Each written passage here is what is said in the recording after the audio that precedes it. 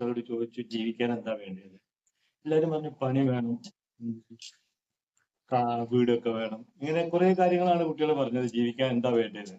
അപ്പൊ ഞാൻ ഇവരോട് ചോദിച്ചു, ഞാൻ കാറും വണ്ടിയൊക്കെ നിങ്ങൾക്ക് തരാം, നിങ്ങളുടെ ഭക്ഷണം ഞാൻ എടുത്തോട്ടെ ചോദിച്ചു. അത് പറ്റില്ല, അങ്ങനെ കാറും വണ്ടിയൊക്കെ തരാം, പക്ഷെ നിങ്ങളുടെ ഭക്ഷണം എടുത്തോട്ടെ എന്ന് ചോദിച്ചപ്പോഴാണ് അവർ ഭക്ഷണത്തിലേക്ക് എത്തിയത്.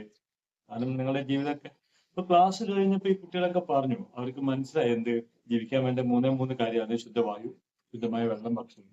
ശരിക്കും നമ്മളുടെ ഒരു വിദ്യാഭ്യാസത്തിന്റെ ഭാഗമായിട്ടാണ് കുട്ടികളും മൊത്തം ഒരു ജനത സമൂഹം മൊത്തം എന്തെന്ന് അടിസ്ഥാന ആവശ്യങ്ങളിൽ നിന്ന് അകന്നുപോയി. ഇപ്പൊ നമ്മൾ കഴിഞ്ഞ പ്രാവശ്യം തന്നെ നമ്മുടെ പഞ്ചായത്തിലൊരു യോഗ സമയത്ത് മയ്യഴിപ്പുഴ സംരക്ഷിക്കുന്ന യോഗത്തിൽ നമ്മൾ ചോദിച്ചു എന്താ വേണ്ടത് ജീവിക്കാൻ. ഇവര് ഇതേമാതിരി തന്നെ വാർഡ് മെമ്പർമാരൊക്കെ നിശ്ചിതരായിരിക്കുക ചെയ്തത്. അപ്പൊ ഇവർക്കും അറിയില്ല ജീവിക്കാൻ എന്താ വേണ്ട, ജീവിക്കാൻ മൂന്ന് സാധനം ഇവരെ അറിയില്ല. ഇവരുടെ വിചാരവും പണവും വീടും ഒക്കെയാണ് ജീവിക്കാനുള്ള ഒരു ഉപാധി എന്നാണ്. പക്ഷെ നമ്മൾ